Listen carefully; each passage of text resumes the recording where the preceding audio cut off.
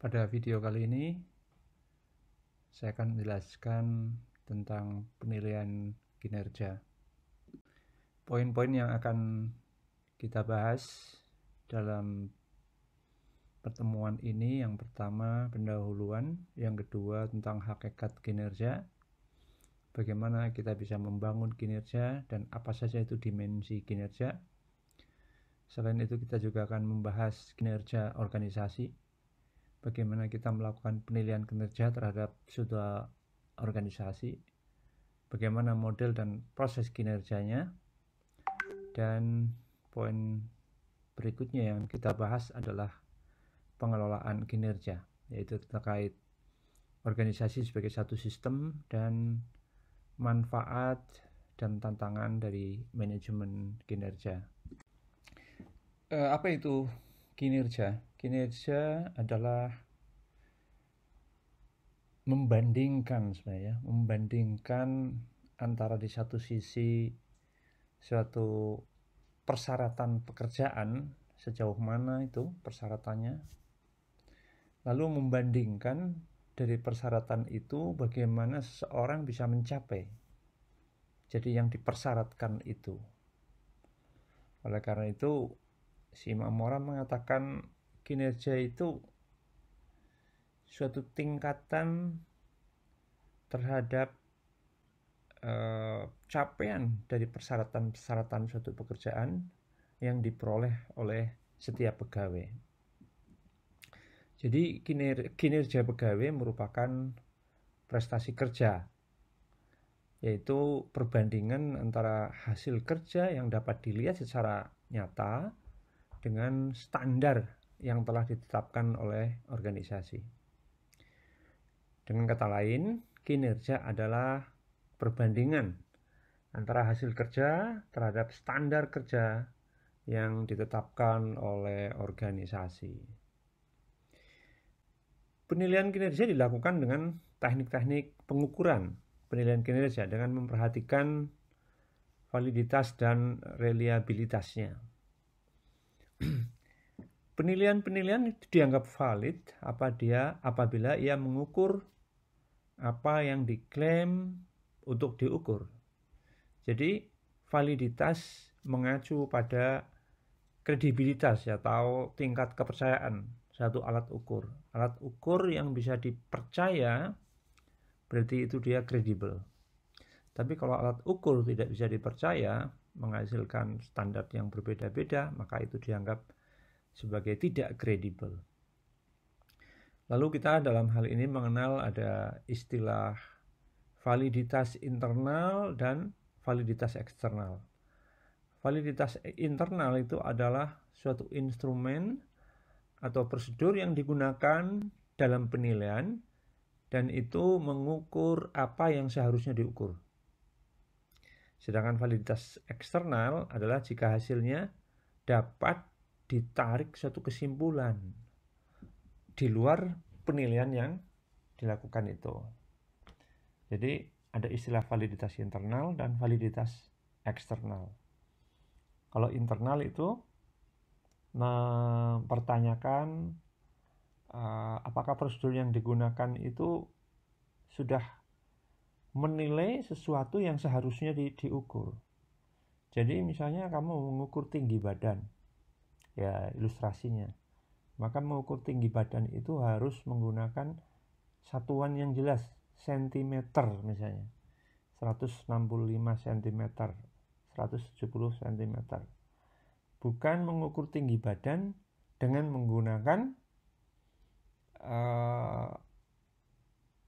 kilogram. Itu mengukur berat badan, itu validitas internal. Kalau eksternal itu sejauh mana suatu alat ukur bisa dipakai sebagai alat untuk mengambil kesimpulan. Tuh, seperti itu. Kita membahas tentang hakikat kinerja. Kinerja sering disamakan dengan prestasi kerja atau juga efektivitas kerja atau hasil kerja atau pencapaian tujuan atau bisa disebut juga produktivitas kerja. Meskipun ada perbedaan dan ada persamaan tentunya setiap istilah tadi. Lijan Poltaksi Nambela tahun 2011, nanti bukunya ada di daftar di RPS, mendefinisikan kinerja sebagai kemampuan pegawai dalam melakukan suatu keahlian tertentu.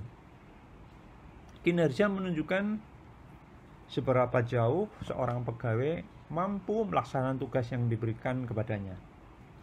Untuk itu perlu ditentukan kriteria yang jelas untuk mengukurnya.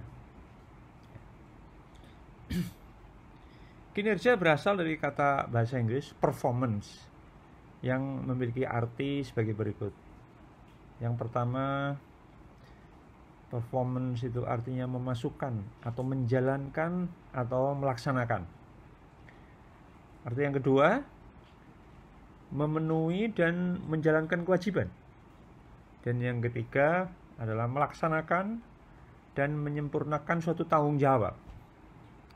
Yang keempat, melaksanakan sesuatu yang diharapkan oleh seseorang atau suatu mesin. Itu performance.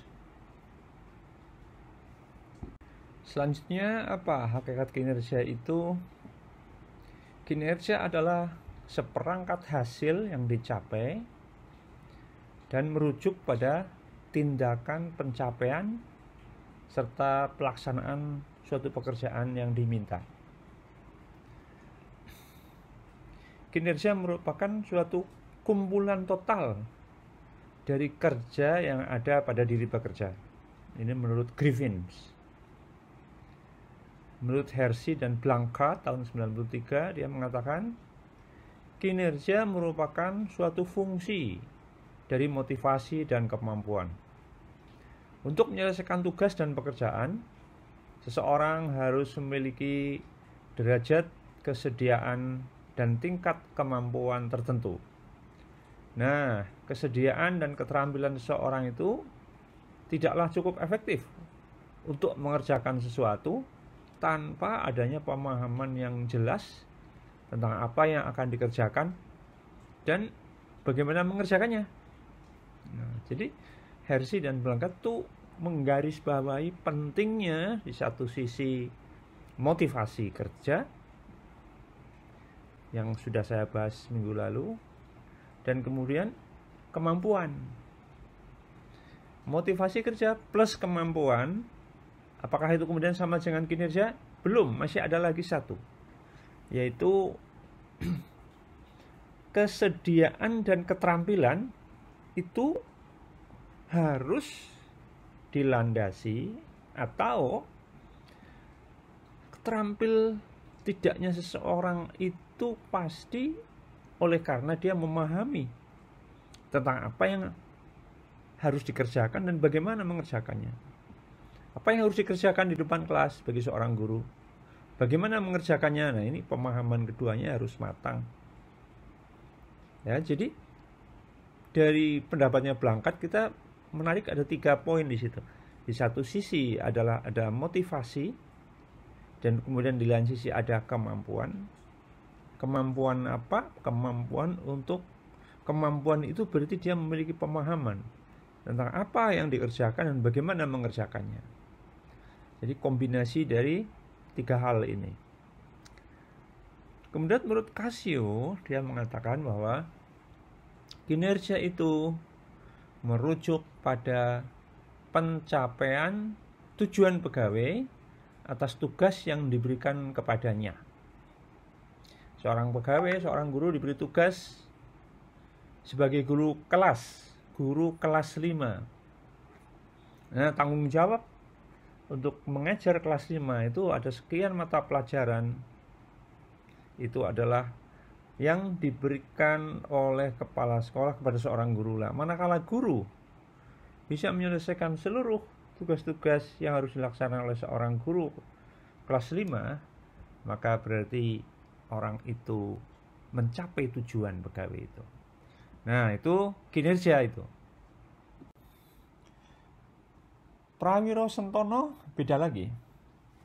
Dia mengatakan kinerja adalah hasil kerja yang dicapai oleh seseorang atau sekelompok orang dalam satu organisasi sesuai dengan wewenang dan tanggung jawab masing-masing dalam rangka mencapai tujuan organisasi secara legal, tidak melanggar hukum, dan sesuai dengan moral dan etika. Nah, ini jadi dimensi yang diungkapkan oleh Prawiro Sentono ini yang paling lengkap. Ya.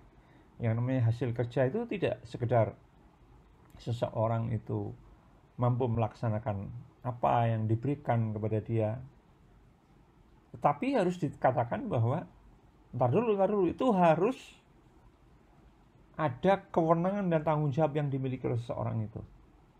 Jadi artinya orang yang melaksanakan suatu pekerjaan yang bukan merupakan wewenang dan tanggung jawabnya itu tidak bisa dikatakan sebagai kinerja. Misalnya dalam suatu lembaga pendidikan, wewenang dan tanggung jawab mengajar itu kan dipegang oleh guru. Misalnya wewenang dan tanggung jawab mengajar matematika. Tapi kemudian wewenang dan tanggung jawab itu dilaksanakan oleh orang yang bukan guru. Ini di situ ada staf TU, staf tata usaha. Dia diberikan wewenang dan tanggung jawab mengajar. Nah, di sini ada unsur legalitas. Nggak legal itu karena statusnya dia bukan guru, kok diberi tanggung jawab dan kewenangan untuk mengajar. Nah, oleh karena itu Prawiro Sentono menggabungkan, hasil kerja itu yang pertama dimensinya adalah kemampuan untuk melaksanakan tugas. Yang kedua, dimensi kewenangan dan tanggung jawab. Dan yang ketiga, tujuan organisasi. Nah, wewenang dan tanggung jawab ini satu harus diberikan kepada orang yang tepat sesuai dengan kualifikasi. Tadi saya memberikan contoh tentang seorang guru itu. Kalau seorang guru, punya kewenangan dan tanggung jawab untuk mengajar di depan kelas. Itu dilaksanakan, itu berarti sudah tepat. Kewenangannya ada, tanggung jawabnya ada, dan tujuan organisasinya jelas. Nah, di sini aspek legal sehingga tidak melanggar hukum dan sesuai dengan moral dan etik. Itu Prawiro Sentono. Jadi dimensinya paling lengkap Prawiro Sentono. Jadi ada 4 elemen pokok tentang kinerja itu. Yang pertama, kinerja itu bisa diartikan secara individual dan bisa diartikan secara kelembagaan, secara institusional. Orang diberikan kewenangan dan tanggung jawab berarti dia diberikan kekuasaan untuk bertindak atas pekerjaannya itu. Sehingga dengan demikian pekerjaan yang dilaksanakan itu akan menjadi baik pelaksanaannya. Namun demikian yang bersangkutan juga harus mempertanggungjawabkan pekerjaannya kepada yang memberi kewenangan. Sehingga dia tidak dapat melanggar hukum dan melanggar kewenangannya. Jadi kalau dalam istilah organisasi jelas ada tugas dan kewenangan. Seseorang melaksanakan tugas harus sesuai dengan kewenangannya dan tidak boleh melanggar kewenangan itu. Guru kewenangannya adalah mengajar. Dia tidak boleh melanggar rambu-rambu itu. Mengajar sampai siswa-siswanya itu memahami apa yang diajarkan itu. Itu adalah kewenangan dan tanggung jawab seorang pengajar. Kemudian pekerjaan itu dilakukan secara legal. Sehingga berarti seorang atau lembaga dalam pelaksanaan tugasnya itu mengikuti aturan dan perundang-undangan yang berlaku. Nih, aspek legal tadi yang disinggung oleh Prawiro Sentono. Kemudian yang terakhir, pekerjaan itu tidak bertentangan dengan kaidah moral dan etika. Nah, ini yang menarik ya. Jadi ada unsur pertimbangan moralitas dan etika. Kalau kewenangannya iya, tanggung jawabnya iya, tapi dia melakukannya dengan melanggar kaidah moral dan etika, maka tidak bisa disebut sebagai kinerja. Selanjutnya, bagaimana kita membangun kinerja? Kinerja itu dapat dioptimalkan dengan menetapkan deskripsi jabatan yang jelas dan terukur bagi setiap pegawai. Sehingga setiap pegawai itu akan mengerti apa fungsi dan tanggung jawabnya. Maka deskripsi jabatan, ya sekali lagi di sini kita akan jelaskan tentang deskripsi jabatan. Deskripsi jabatan itu menjadi landasan untuk 6 hal. Yang pertama adalah untuk menentukan gaji. Penentuan besar kecilnya gaji suatu jabatan adalah dengan melihat deskripsi jabatannya itu. Deskripsi jabatan menjadi dasar perbandingan antara pekerjaan dalam suatu organisasi sehingga gajinya itu dapat ditentukan secara adil. Yang kedua, seleksi pegawai. Deskripsi jabatan itu sangat diperlukan dalam rekrutmen pegawai dan dalam penempatan pegawai juga. Juga deskripsi jabatan itu menjadi sumber untuk pengembangan spesifikasi pekerjaan sekaligus menentukan tingkat kualifikasi dari pelamar. Kemudian yang ketiga, deskripsi jabatan itu penting sebagai suatu orientasi. Kenapa itu? Deskripsi jabatan menjadi dasar pengenalan jabatan kepada pegawai yang diberikan tugas itu. Kemudian yang keempat, penilaian kinerja. Jadi deskripsi jabatan itu juga menjadi dasar untuk membandingkan bagaimana seseorang itu memenuhi tugasnya atau tidak. Sekaligus mengetahui bagaimana tugas itu seharusnya dilaksanakan. Kemudian yang kelima, deskripsi jabatan itu penting terkait dengan pelaksanaan pelatihan dan pengembangan pegawai. Karena deskripsi jabatan itu akan memberikan analisis yang akurat mengenai pelatihan yang diberikan dan perkembangan untuk membantu pengembangan karir seseorang pegawai. Itu, jadi pelatihan dan pengembangan pegawai kan harus ada di sebuah organisasi, maka pelaksanaan pelatihan dan pengembangan itu juga didasarkan pada deskripsi jabatan. Karena deskripsi jabatan itu akan memberikan analisis yang akurat. Pelatihan yang diperlukan apa, berapa lama pelatihan itu membutuhkan waktu, dan sebagainya. Kemudian yang terakhir, uraian tanggung jawab. Deskripsi pekerjaan itu akan membantu individu dalam memahami tugas dan tanggung jawab yang diberikan kepada dia. Nah, bagaimana kita membangun kinerja?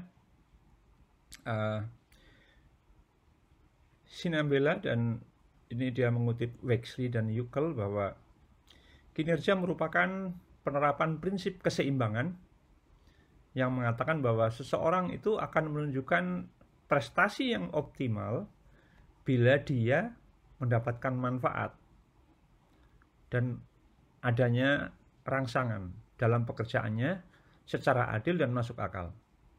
Artinya, kinerja yang optimal itu hanya akan dapat dicapai jika ada rasa keadilan yang dirasakan oleh pegawai. Jadi ini penting prinsip ini yang disampaikan oleh Sinambela, yang dia mengutip pakar yaitu Wexley dan Yukel ya. Jadi keadilan itu harus dirasakan oleh para pegawai. Kalau pegawai kok merasakan ketidakadilan, apalagi ini dikaitkan dengan kinerja, maka pasti akan merasa dieksploitasi oleh perusahaan misalnya. Jadi energi yang dia keluarkan, pikiran, waktu, dan tenaga yang dia berikan kepada perusahaan itu tidak dihargai.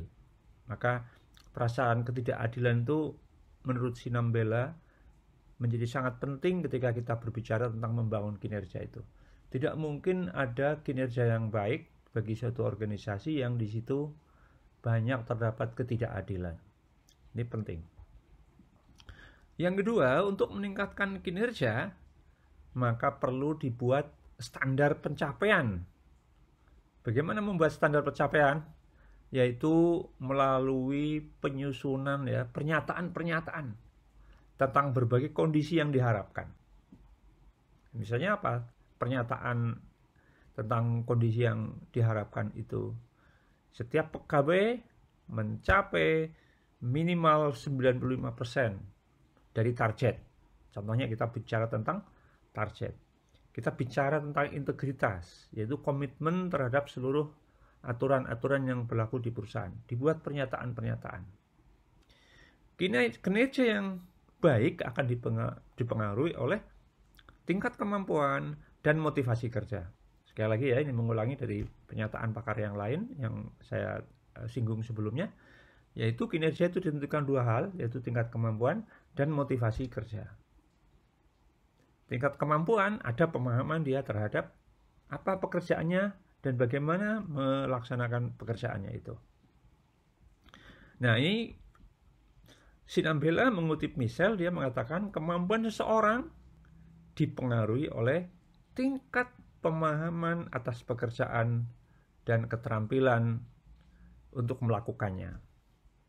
Oleh karena itu, dalam rumusan kinerja pegawai ada hukum kinerja sama dengan kemampuan kali motivasi. Kemampuannya dikalikan motivasinya. Jadi semakin tinggi kemampuan dan semakin tinggi motivasi, kalau dikalikan hasilnya akan menjadi sangat tinggi. Kemampuan rendah, motivasi tinggi, nggak maksimal juga. Demikian pula kemampuannya tinggi, tapi motivasinya rendah, maka perkalian itu tidak akan maksimal. Jadi untuk bisa mendapatkan kinerja pegawai yang bagus, maka kemampuan pegawai harus selalu ditingkatkan, dan juga tak kalah pentingnya, motivasi pegawai harus dijaga, harus ditingkatkan juga. Nah, dalam slide ini saya rangkum tentang apa yang sudah kita bahas tentang kinerja. Jadi dimensi kinerja itu, dimensi ada 3, yaitu yang pertama adalah kemampuan, terus kemudian motivasi. Tadi ada yang mengatakan kemampuan kali motivasi itu kinerja. Tapi ada satu lagi, yaitu faktor peluang. Peluang apa artinya? Peluang melaksanakan tugas dengan sebaik-baiknya. Ini penting ya. Jadi ini slide ini merangkum bahwa kinerja itu ditentukan oleh 3 hal. Yang pertama adalah kemampuan, yang kedua motivasi, dan yang ketiga adalah peluang. Kemampuan berarti dimensi ini kita harus berbicara tentang bagaimana pegawai-pegawai kita itu harus kemampuannya dijaga atau bahkan ditingkatkan terus. Maka kemudian ada pendidikan dan pelatihan. Kemudian motivasi juga harus dijaga. Motivasi kerja, bagaimana orang bisa termotivasi dengan baik? Ada teori-teori motivasi kemarin. Ya. Diberi kesempatan untuk berpartisipasi, diberi kesempatan untuk berkarir. Ya.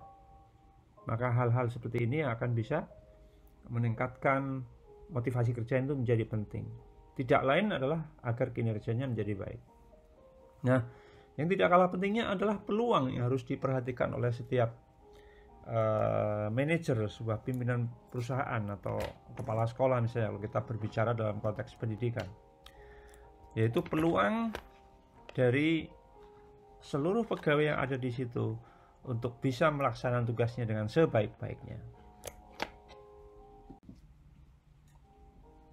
Selanjutnya, jadi dari slide tadi, dimensi kinerja itu ada 3. Yang pertama adalah kemampuan, kemudian motivasi, dan peluang. 3 ini menjadi fungsi. Jadi kemampuan dikalikan motivasi dikalikan peluang sama dengan kinerja. Ketiga dimensi itu saling terkait antara yang satu dengan yang lain, saling berhubungan dan saling mempengaruhi antara satu dengan yang lain. Artinya apa? Katakan kita berbicara motivasi. Semakin tinggi peluang yang ada, maka motivasi semakin tinggi. Demikian pula kemampuan. Seorang yang memiliki kemampuan yang tinggi akan memiliki motivasi yang tinggi. Jadi kemampuan dan peluang akan menentukan motivasi. Selanjutnya Sinambela itu dia mengutip Donnelly, Gibson, dan Ivan Savic. Dia mengatakan bahwa kinerja itu dipengaruhi oleh 8 hal. Yang pertama, harapan mengenai imbalan. Nah, mau dapat seberapa besar ini? Yang kedua, dorongan. Yang ketiga adalah kemampuan. Yang keempat adalah kebutuhan. Yang kelima adalah sifat. Yang keenam adalah persepsi terhadap tugas. Ketujuh, imbas baik internal maupun eksternal. Dan yang terakhir itu adalah kepuasan kerja. Nah, jadi ada 8 yang mempengaruhi kinerja individual. Yang ini penting sekali untuk diperhatikan oleh setiap manajer. Harus diperhatikan. Artinya kita tidak boleh seorang manajer itu hanya memberikan pekerjaan dan tugas dan tanggung jawab, memberitahukan itu. Tapi faktor-faktor yang mempengaruhi kinerja seorang juga harus kita perhatikan. Khususnya hal-hal yang bisa dikendalikan oleh lembaga. Misalnya terkait dengan imbalan, ini kan kuncinya ada di lembaga. Maka setiap lembaga harus memastikan bahwa imbalan yang disediakan untuk pegawainya itu cukup menarik, sehingga akan mempengaruhi motivasi kerja, mempengaruhi dorongan kerja, semangat kerja, dan dia akan berusaha meningkatkan kemampuannya untuk bekerja dengan lebih baik lagi. Nah, ini 8 hal yang merupakan faktor-faktor yang mempengaruhi kinerja secara individual.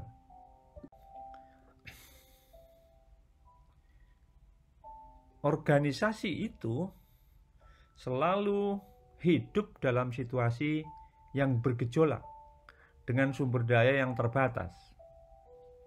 Sementara ancaman terhadap keberlangsungan organisasi itu selalu saja ada secara terus-menerus. Oleh karena itu, organisasi harus selalu berusaha memenuhi hal-hal sebagai berikut. Yang pertama adalah bagaimana agar organisasi itu bisa mendapatkan sumber daya yang dibutuhkan. Yang kedua, organisasi itu harus mampu membangun kinerja yang efisien. Kenapa harus efisien? Karena resources itu terbatas. Uang terbatas, waktu terbatas, peluang terbatas, maka harus membangun kinerja yang efisien. Dan yang ketiga juga, organisasi itu harus mampu menjaga produktivitas. Produktivitas tadi kita berbicara tentang produktivitas atau kinerja. Kinerja individu harus dijaga semuanya. Pastikan bahwa setiap individu, kita kembali ke slide sebelumnya, setiap individu itu punya semangat kerja yang tinggi, punya kemampuan kerja yang tinggi, punya dorongan untuk bekerja dengan sebaik-baiknya yang tinggi. Nah, itu harus diperhatikan oleh atasan. Kemudian yang keempat, organisasi itu harus mampu menjadi ajang pembauran berbagai faktor. Faktor-faktor mana? Faktor-faktor tadi yang sudah saya sebutkan ya, yaitu tentang hubungan kaitannya pegawai dengan imbalan, seperti apa imbalannya gitu. Terus bagaimana dorongan itu dipelihara dengan baik. Ya, bagaimana kemampuan pegawai itu senantiasa dijaga atau bahkan ditingkatkan. Juga harus memperhatikan bagaimana kebutuhan pegawai itu. Tuh. Yang 8 hal tadi tuh harus dibaur, harus ada dalam organisasi yang kita pimpin itu. Nah, dalam situasi seperti ini, maka peran manajemen maka mengorganisir dan memanfaatkan sumber daya sedemikian rupa agar tujuan organisasi itu dapat diwujudkan.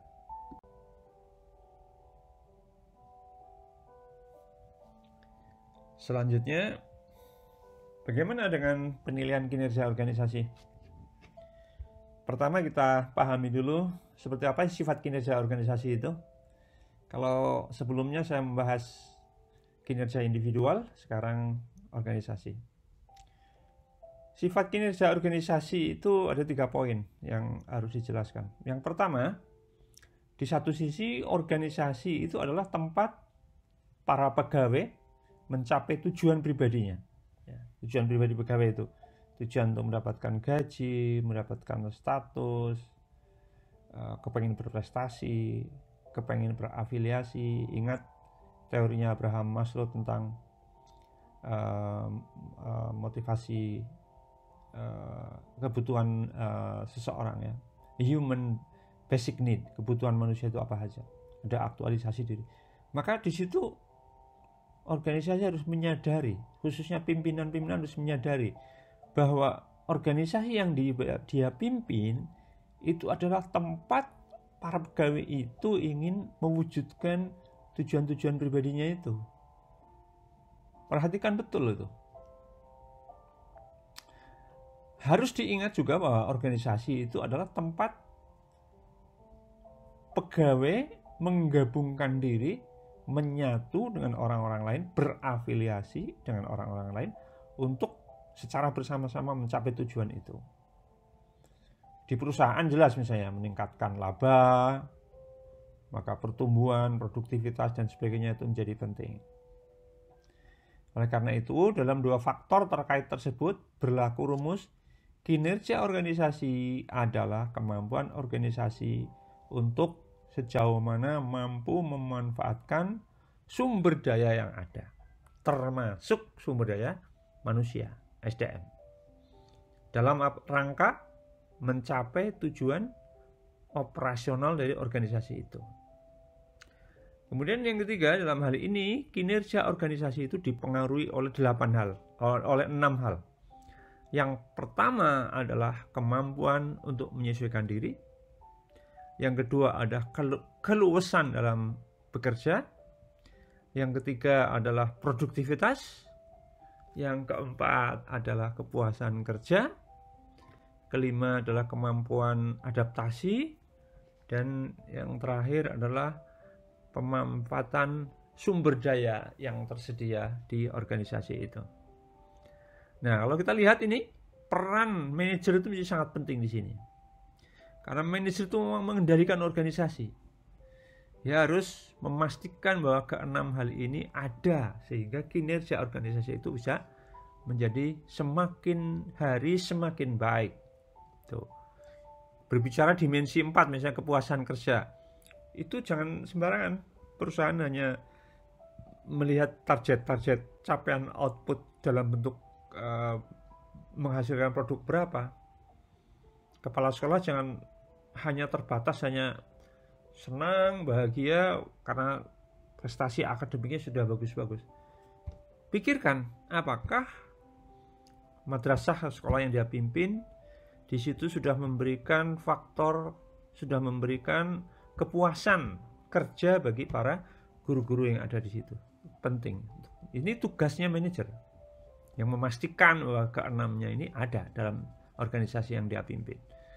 Kalau itu ada, maka kinerja organisasi itu akan semakin baik. Maka selanjutnya para ahli manajemen SDM itu mengembangkan alat-alat ukur ya untuk menilai 6 dimensi tadi. Namun tidak ada kesepakatan.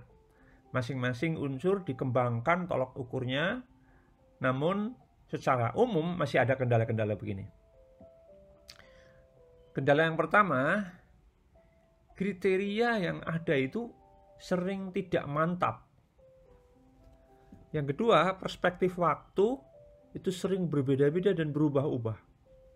Dan yang ketiga, kriteria itu sering bertentangan antara yang satu dengan yang lain. Misalnya, kemampuan menyesuaikan diri itu hal yang sulit untuk diukur dengan tepat. Ini beberapa kendala ya terkait pengembangan alat ukur dalam rangka melakukan penilaian kinerja. Itu terjadi baik pada level individu maupun dalam level organisasi. Selanjutnya, bagaimana pengelolaan kinerja? Jadi ini berbicara pengelolaan kinerja berarti berbicara tentang tugas pimpinan organisasi. Jadi pengelolaan kinerja di setiap organisasi harus ada dan itu harus bagus. Itu pengelolaan kinerja itu yang secara terus-menerus akan menjaga suasana kerja, motivasi kerja, semangat kerja, iklim kerja dari sebuah organisasi. Dan itu penting sekali terkait dengan manajemen sumber daya manusia. Maka bagian SDM itu biasanya oleh pimpinan organisasi diberi tanggung jawab untuk melakukan pengelolaan kinerja ini. Pengelolaan kinerja itu meliputi pencatatan dan pelaporan tahunan. Ya, mengenai apa saja? Yang pertama, seberapa banyak pegawai yang melakukan pelanggaran disiplin? Jenis pelanggaran yang dilakukan itu apa? Di mana kejadiannya? Dan bagaimana kejadian itu terjadi? Itu yang pertama. Yang kedua, seberapa banyak dan siapa sajakah yang berkinerja dengan status sangat baik? Berapa persen yang sangat baik? Yang baik berapa? Yang sedang berapa? Yang kurang berapa? Jadi statistik, disusun dalam statistik. Adakah pegawai yang masuk kategori tidak memahami tugas-tugasnya? Nah, kalau ada, ini menjadi PR bagian SDM untuk meningkatkan bagaimana pemahaman menjadi baik. Jadi pengelolaan kinerja itu gitu ya. Kalau di lembaga pendidikan ya begitu. Dosen-dosennya itu adakah yang melanggar disiplin? Yaitu yang pertama. Yang kedua, siapa yang punya kinerja sangat baik? Baik, sedang, kurang. Apakah ada guru-guru yang tidak memahami tugas-tugasnya? Kalau ada itu, itu PR-nya pimpinan itu. Tidak boleh menyalahkan guru. Kalau ditanya di sebuah madrasah, kok ada guru yang tidak memahami tugas-tugasnya? Loh, kok ada guru yang tidak memahami tugas-tugasnya? Kok bisa lolos menjadi guru di situ? Proses seleksinya bagaimana dulu? Proses rekrutmennya bagaimana dulu? Nah, ini menjadi pertanyaan-pertanyaan yang akan muncul tentu. Kemudian kaitannya dengan pengelolaan kinerja itu, data-data tersebut tadi, ya, yang melanggar disiplin berapa, kinerja baik, sedang, kurang, sangat baik, berapa, siapa saja, itu data-data itu harus disajikan dengan membandingkan dari tahun ke tahun. Tahun 2021 dulu, ini sudah bulan Desember ya. Tahun 2022, pegawai yang mencapai sangat baik itu ada sekian persen. Baik sekian persen. Nah, nanti kita jadi dengan membandingkan itu tahu dari tahun yang lalu kita ini sebenarnya naik atau turun ini. Jangan-jangan turun. Sangat baik tahun kemarin 20, kok tahun ini cuma ada 10. Ada apa ini? Itu akan menimbulkan pertanyaan-pertanyaan yang terjadilah pembedahan terhadap manajemen sumber daya manusia di sebuah perusahaan. Dan itu penting agar untuk adanya perbaikan-perbaikan. Kemudian berikutnya, ini barang nyata ya, bahwa banyak sekali pimpinan dan juga pegawai itu tidak menyukai penilaian kinerja. Mengapa tidak menyukai penilaian kinerja? Karena ada 2 hal, ada 3 hal. Yang pertama, biasanya minimnya feedback. Artinya apa? Pegawai hanya dikasih tahu kekurangannya atau pelanggarannya. Tapi kemudian kadang-kadang bagian SDM tidak memberikan saran tindak lanjut harus bagaimana. Harus melakukan tindakan-tindakan apa secara individual agar kinerja menjadi baik. Yang kedua, banyak pegawai itu menganggap bahwa penilaian itu tidak kontinu. Penilaian itu tidak kontinu. Ini hanya kadang-kadang saja. Tidak konsisten, tidak berkelanjutan. Ini sehingga orang tidak menyukai. Kemudian yang terakhir, mengapa pegawai tidak menyukai penilaian kinerja itu? Karena tidak dihubungkan dengan masalah kompensasi. Misalnya tadi, madrasah kita membuat penilaian berapa guru yang performance kinerjanya sangat bagus, berapa yang bagus, tapi gajinya sama saja. Harusnya kan kalau kita menerapkan prinsip ini, tahun 2021 dipilah guru mana saja yang punya predikat sangat baik, baik dan sedang. Nah, gaji di tahun 2022 tahun berikutnya disesuaikan dengan prestasi dia di tahun 2021. Bagi guru yang sangat baik maka diberi insentif dalam setiap bulan 20% dari gajinya. Jadi gaji pokok 4 juta tambahin 20% setiap bulan. Bagi yang baik ada tambahan berapa? 10%. Bagi yang sedang dikasih tambahan, oh enggak, ini yang sedang nggak usah dikasih tambahan. Nah, ini yang terjadi di banyak institusi itu adalah kinerja tadi, status kinerja tadi, hebat tidak, bagus tidak, efektif tidak efektif, itu tidak dikaitkan dengan masalah kompensasi, sehingga pegawai akhirnya tidak menyukai penilaian kinerja. Buat apa penilaian kinerja kalau hanya untuk menentukan ini baik, itu buruk, itu sedang, sekian orangnya. Nah, inilah yang harus dipikirkan manakala kita menjadi pengelola kinerja di sebuah organisasi, baik pendidikan maupun perusahaan. Selanjutnya ini saya memberikan tabel masalah dan rekomendasi apa agar ada solusi terhadap masalah yang dihadapi itu. Di sebelah kiri adalah masalah yang dihadapi, sebelah kanan adalah saran solusinya atau rancangan, ya. Ini dalam manajemen kinerja ada masalah-masalah yang pasti dihadapi oleh sebuah perusahaan, oleh sebuah institusi, sebuah lembaga. Yang pertama biasanya pekerjaan timnya lambat, ya. Atau kita sudah ada tim penilai, tapi tim penilai itu ternyata tidak menaati azas. Mereka menggunakan kriteria dan standar yang berbeda-beda dalam melaksanakan penilaian terhadap pegawai. Yang ketiga, penilaian kinerja hanya berarti bagi pegawai yang baik atau yang sangat jelek. Yang sangat baik dikasih penghargaan, yang sangat jelek diberi hukuman misalnya.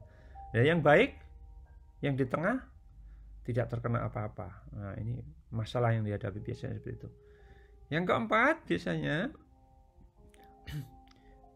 masalah yang dihadapi adalah bagaimana perusahaan bisa mendorong pegawai untuk mencapai sasaran-sasaran jangka pendek. Yang kelima, manajer memiliki kekuasaan penuh atas pegawai. Dan yang terakhir, memperlihatkan adanya penderitaan batin para pegawai atau kita mengenalnya stres. Nah, ini contoh masalah-masalah yang kita temuin ketika kita berbicara tentang manajemen kinerja di sebuah perusahaan, sebuah organisasi. Maka saran solusinya apabila terdapat pekerjaan tim yang terlambat, maka solusi yang bisa diberikan adalah kita membuat kriteria untuk kolaborasi di mana para pegawai itu akan dievaluasi. Untuk apabila terjadi para penilai itu tidak konsisten, tidak taat azas, maka sarannya kita memberikan pelatihan kepada manajer tentang pola-pola penilaian yang standar itu seperti apa, biar bisa ditindaklanjuti dalam implementasi di lapangan. Nah, bagaimana dengan tadi? Penilaian kinerja hanya berguna, bermanfaat bagi pegawai yang sangat baik atau yang sangat jelek. Maka saran solusinya adalah mengevaluasi berbagai perilaku atau hasil kerja untuk menunjukkan hal-hal yang perlu diperbaiki. Bagaimana mendorong pegawai untuk mencapai sasaran jangka pendek? Maka harus mengkaitkan antara sasaran jangka panjang dengan menengah dengan pendek untuk memahamkan pegawai kaitannya dengan pelaksanaan tugas itu. Kemudian yang kelima, gimana kalau manajer itu memiliki kewenangan penuh? Maka saran solusinya harus ada penilaian terhadap manajer bagaimana mereka mengelola bawahannya. Bagaimana kalau ada penderitaan batin di sebuah organisasi atau lembaga pendidikan? Maka tugas manajemen itu adalah harus berfokus pada perilaku, bukan pada emosinya. Sebab sulit diamati dan beresiko sehingga dijadikan dasar menyimpulkan. Hindari mengkritik pegawai pada aspek emosi ini. lakukan penilaian yang tepat dari perilaku. Jadi jangan memberi label-label ya, jangan memberi label-label. Tapi perilakunya yang kita garis bawahi, yang kita amati dengan sangat teliti adalah perilaku pegawainya itu. Tren manajemen kinerja akhir-akhir ini banyak sekali perusahaan-perusahaan yang melakukan manajemen kinerja untuk ya membantu memutuskan tentang pembayaran gaji atau mengelola bakat dan minat pegawai dan mengidentifikasi kebutuhan pendidikan dan latihan. Banyak juga perusahaan menyusun peringkat kinerja pegawai setiap tahun, meski sering memetik kritik karena kelemahannya. Jadi ada pemeringkatan siapa ranking 1, 2, 3, tapi banyak yang kritik. Semakin organisasi memiliki minat dan ada aksi untuk melakukan manajemen kinerja, maka semakin banyak pegawai yang menunjukkan keinginan memperbaiki kinerja pegawai. Nah, ini fungsinya manajemen kinerja. Kalau di sebuah organisasi ada penilaian kinerja, maka orang-orang akan berusaha. Berusaha apa? Ya, berusaha untuk menghilangkan kelemahannya dia dalam bekerja dan meningkatkan profesionalitasnya. Ini penting, poin yang keempat ini. Jadi sebenarnya memang tujuan dari manajemen kinerja ya biar pegawai-pegawai itu memperbaiki, meningkatkan kinerjanya sehingga organisasi akan memetik manfaat dari kinerja individu yang maksimal itu. Kemudian pada saat ini penilaian dan pengelolaan kinerja telah dilakukan dengan memanfaatkan teknologi informasi. Jadi meskipun pegawainya ribuan itu lebih mudah dilaksanakan sekarang. Untuk menyusun ranking dan sebagainya itu mudah karena ada teknologi informasi. Jadi manajemen kinerja yang berbasis IT ini menjadi tren dan menjadi sangat penting. Kalau Anda memimpin perusahaan belum ada manajemen kinerja yang berbasis IT, tidak mungkin kamu akan mampu melaksanakan pengawasan terhadap pegawai yang jumlahnya banyak. Nah, ini saya memberikan ilustrasi bagaimana praktek-praktek manajemen kinerja dilakukan oleh perusahaan. Ternyata dari statistik itu kita menemui angka-angka sebagai berikut. Jumlah perusahaan yang melakukan penilaian tahunan itu 76%. Ada yang 2 kali dalam setahun, 18%. Keren ini ya. Bahkan ada yang 3 kali setiap tahun, jamin cuma 4%. Apakah ada yang 4 kali setahun? Ada, cuma 1%. Tapi yang menarik lagi, ada yang perusahaan tidak pernah melakukan penilaian kinerja. Jumlahnya 1%. Jadi yang tertinggi adalah apa? Perusahaan melakukan penilaian kinerja tahunan. Kok kenapa bukan tiap semester ya? 2 kali setahun. Kayak dosen tuh 2 kali setahun. Tapi perusahaan-perusahaan kebanyakan itu 1 kali dalam 1 tahun. Bagaimana dengan pemanfaatan penilaian kinerja? Persentase pemanfaatan penilaian kinerja pegawai itu statistiknya sebagai berikut. Untuk manajemen kinerja individu pegawai itu ada 34,45%. Ya, ini kita berbicara, ini hasil riset ya. Jadi untuk manajemen kinerja individu pegawai itu ada 82 orang atau 34,45%. Untuk keputusan-keputusan terkait pemberian gaji, gimana? Dimanfaatkan nggak penilaian kinerja itu dipakai untuk penentuan gaji itu? Ternyata lumayan, ada 66 orang atau 27,7%. Oke. Bagaimana penilaian kinerja dimanfaatkan dalam menetapkan kebutuhan-kebutuhan? 21%. Kecil. Bagaimana penilaian kinerja apakah dipakai untuk menetapkan prioritas-prioritas pelatihan? Ternyata kecil juga, cuma 7,1%. Bagaimana untuk perencanaan suksesi? Apakah penilaian kinerja digunakan? Yeah, but tapi cuma 8,8%. Kecil semua. Yang paling tinggi adalah penilaian kinerja dimanfaatkan oleh perusahaan-perusahaan itu untuk manajemen kinerja individu saja. Ya. Jadi yang dikaitkan dengan pemberian gaji, lihat cuma 27%. Ya, lumayan lah ya, 27%. Apa saja manfaat dan tantangan manajemen kinerja yang kita hadapi? Ada 4 keuntungan dilakukannya manajemen kinerja. Yang pertama, menghemat waktu dengan membantu pegawai memutuskan sendiri, memastikan bahwa mereka memiliki pemahaman terhadap tugas-tugas yang ada di pundaknya.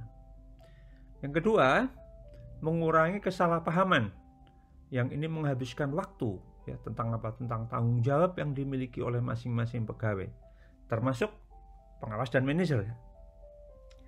Yang ketiga, mengurangi frekuensi pegawai tidak mengetahui informasi yang dibutuhkan pada saat melaksanakan tugas dan tanggung jawabnya. Nah, jadi manajemen kinerja itu akan bagus, memberikan keuntungan khususnya karena dia mengurangi frekuensi pegawai tidak mengetahui informasi itu. Dan yang keempat, mengurangi terjadinya berbagai kesalahan akibat kekurangpahaman terhadap tugas dan tanggung jawab.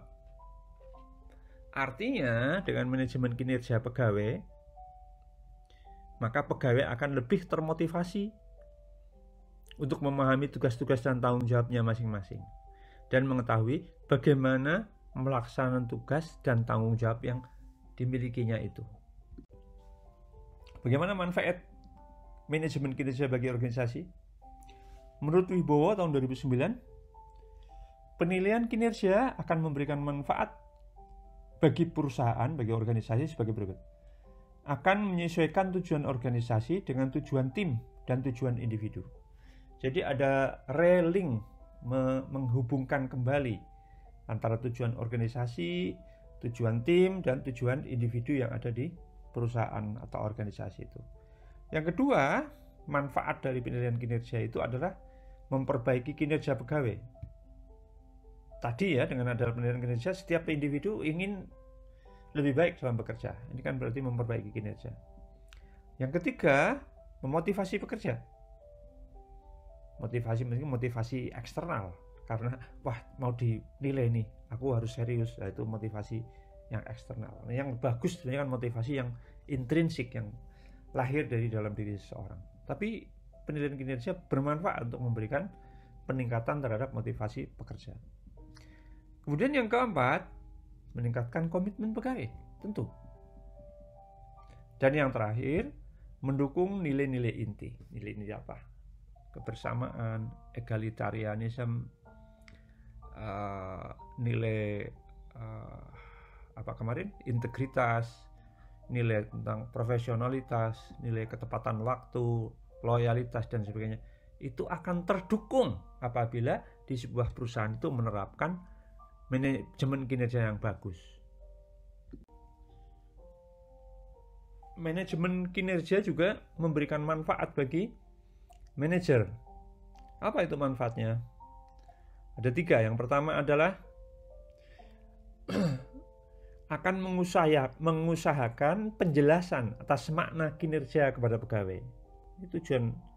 Ini penting ini karena pegawai juga harus tahu makna kinerja bagi mereka itu seperti apa.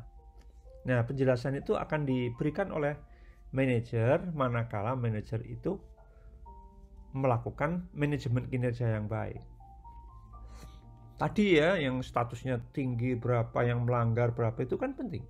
Penjelasan-penjelasan itu akan memberikan makna kepada para pegawai.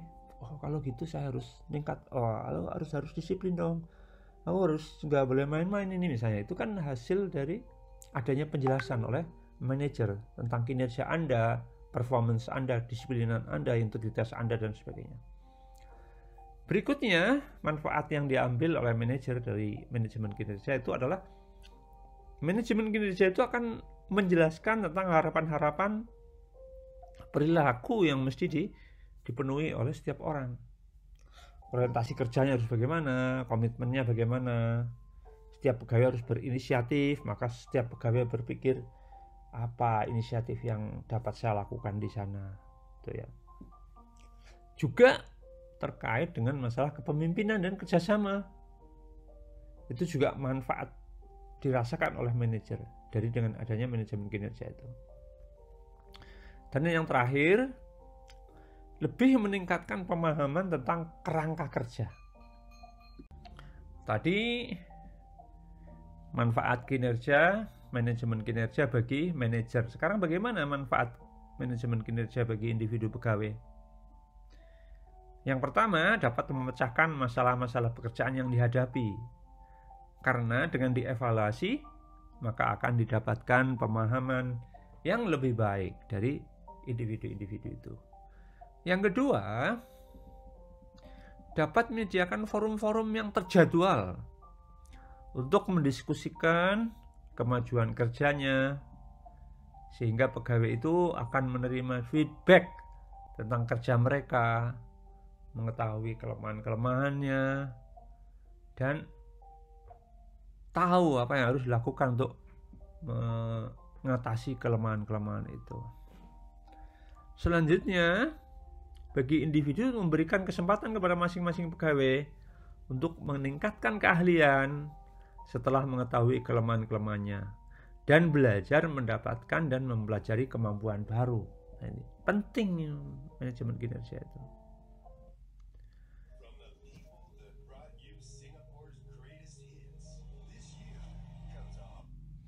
Selanjutnya, kesimpulan dari manfaat penilaian kinerja bagi organisasi, bagi manajer, dan bagi individu pegawai, maka manfaat bagi organisasi menjadi sangat jelas. Organisasi akan dapat bekerja dengan lebih efektif dan lebih fokus untuk mencapai tujuan-tujuan organisasi dari penilaian kinerja tersebut. Jadi sekali lagi, penilaian kinerja itu sangat penting. Ia memberi manfaat kepada manajer, pada manajemen, kepada pimpinan-pimpinan organisasi, tapi juga kepada setiap individu pegawai. Jadi kalau perlu, ya nggak usah saya dipanggil-panggil oleh atasan saya, tapi saya cukup mengetahui hasil kinerja saya dari bagian sumber manajemen SDM, dan dengan mengetahui kekurangan saya akan langsung memperbaiki, meskipun tidak diperintahkan oleh pimpinan. Ini penting.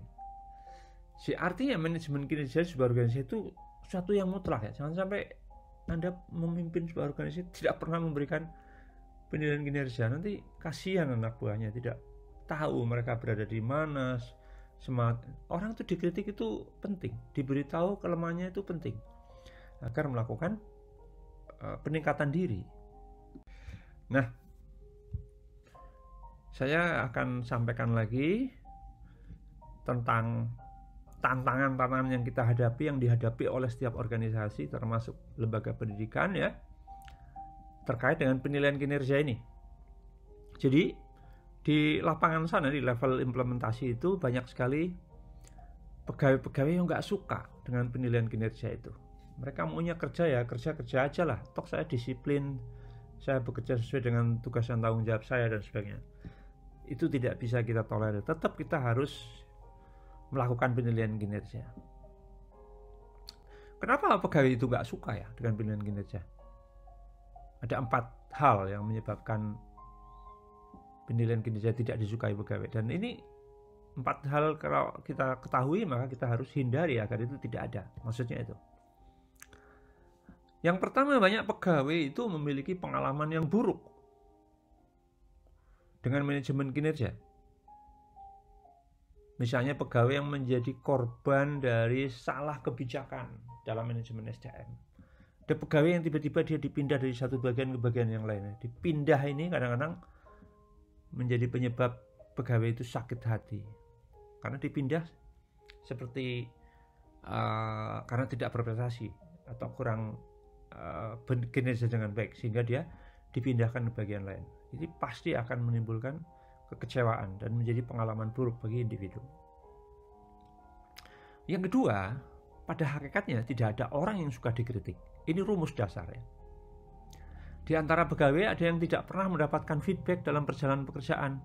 Tahu-tahu di akhir tahun dia ditegur secara keras, maka menjadi traumatis bagi pegawai itu. Nah, ini harus dihindari yang seperti ini. Yang ketiga, jika pegawai tahu apa yang bisa diharapkan, pegawai itu menjadi ketakutan. Dalam situasi ketakutan dan khawatir itu, cenderung pegawai akan mengembangkan sikap yang agresif, menyerang orang lain, menyerang pihak manajemen, dan juga bersifat defensif, membela diri. Gitu. Kemudian yang terakhir, para pegawai itu sering tidak memahami untuk apa penilaian kinerja dan manajemen kinerja itu dilakukan. Mereka memandangnya penilaian kinerja dan manajemen kinerja itu tidak bermanfaat. Bukan pada persoalan pegawai sibuk atau tidak sibuk dengan pekerjaan. Namun sering terjadi pegawai sangat sibuk melakukan hal-hal yang tidak seharusnya mereka kerjakan. Karena apa? Karena tidak berhubungan dengan tugas dan tanggung jawabnya. Maka dalam kasus seperti ini itu merugikan orang lain.